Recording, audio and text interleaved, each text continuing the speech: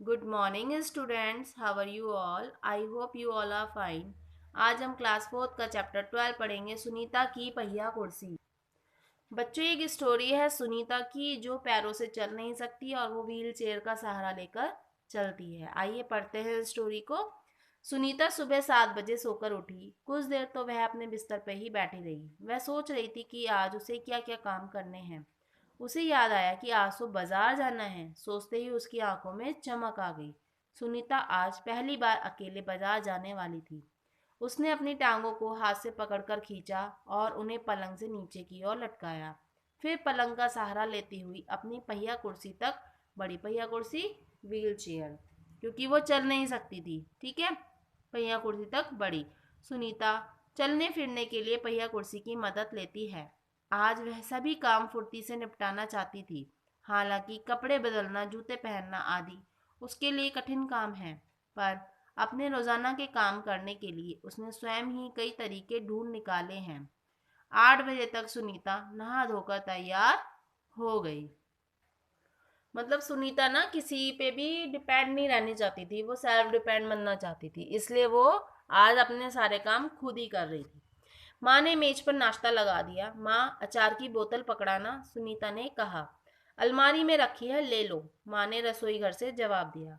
सुनीता खुद जाकर अचार ले आई। नाश्ता करते करते उसने पूछा, माँ, बाजार से क्या क्या लाना है? 1 किलो चीनी लानी है, पर क्या तुम अकेले संभाल लोगी? पक्का, सुनीता ने मुस्कुराते हुए कहा।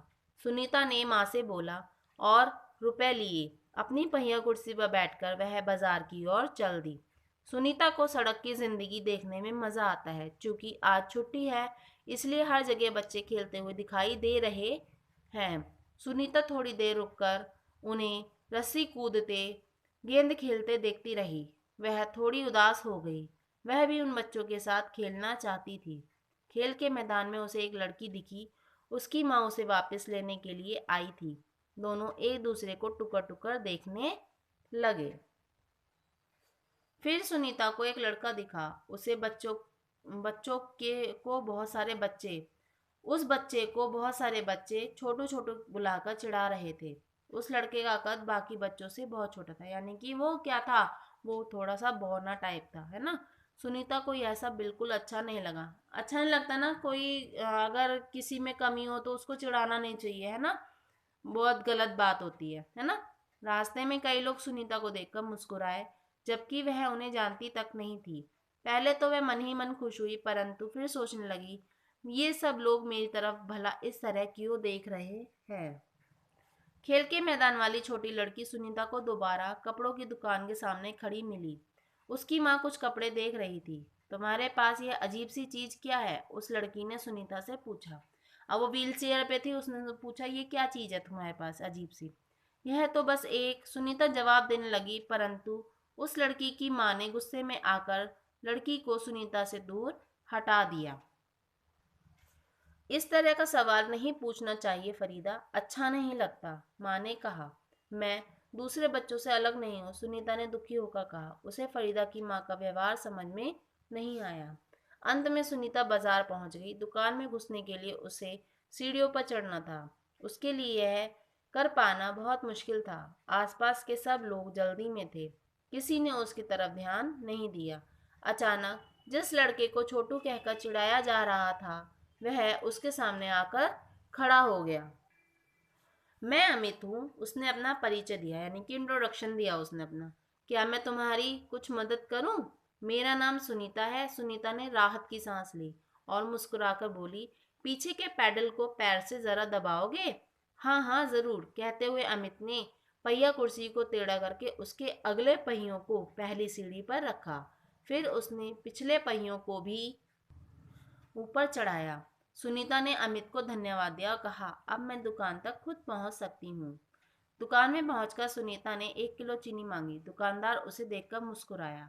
चीनी की थैली पकड़ने के लिए उसने हाथ आगे बढ़ाया ही था कि दुकानदार ने थैली उसकी गोदी में रख दी। सुनीता ने गुस्से से कहा, मैं भी दूसरों की तरह खुद अपने आप सामान ले सकती हूँ। उसे दुकानदार का व्यवहार बिल्कुल अच्छा नहीं लगा। चीनी लेकर सुनीता और अमित बाहर निकले। लोग मेरे साथ ऐसा व्यवहार करते हैं जैसे कि मैं कोई अजीबोगरीब लड़की हूँ, सुनीता ने कहा। शायद तुम्हारी पहिया कुर्सी के कारण ही वे ऐसा व्यवहार करते हैं, अमित ने कहा। पर इस कुर्सी में भला ऐसी क्या खास बात है? मैं तो बचपन से ही इस पर बैठकर इसे चलाती हूँ, सुनीता ने कहा। अमित ने पूछा, पर तुम इस पर क्यों बैठती हो? मैं पैरों से चल नहीं सकती, क्योंकि वो अपाहिज थी ना, पैरों से चल नहीं सकती थी। इस पहिया कुर्सी के पहियों को घुमाकर ही मैं चल फिर पाती हूँ, लेकिन फिर भी मैं दूसरे बच्चों से अलग नहीं हूँ। मैं वे सारे काम कर सकती हूँ जो दूसरे बच्चे कर सकते हैं, सुनीता ने कहा। अमित ने अपना सिर ना में हिलाया और कहा, मैं भी वे सारे काम कर सकता हूँ जो दूसरे बच्चे कर सकते हैं, पर मैं भी दूसरे बच्चों से अलग हूँ। इसी तरह तुम भी अलग हो।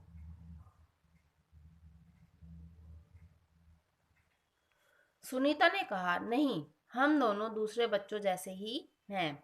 अमित ने दोबारा अपना सिर ना में हिलाया और कहा, देखो, तुम भैया कुर्सी पर बैठकर चलती हो और मेरा कद बहुत छोटा है। हम दोनों ही बाकी लोगों से कुछ अलग हैं।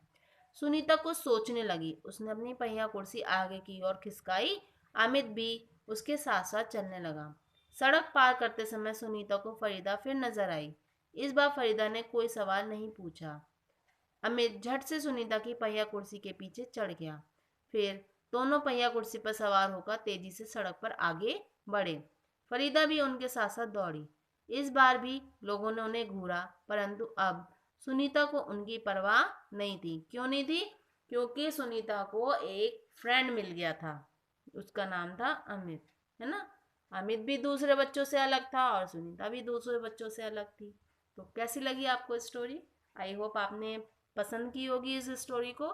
इसको आप अच्छे से रीड करना and stay home, stay safe. Okay, bye.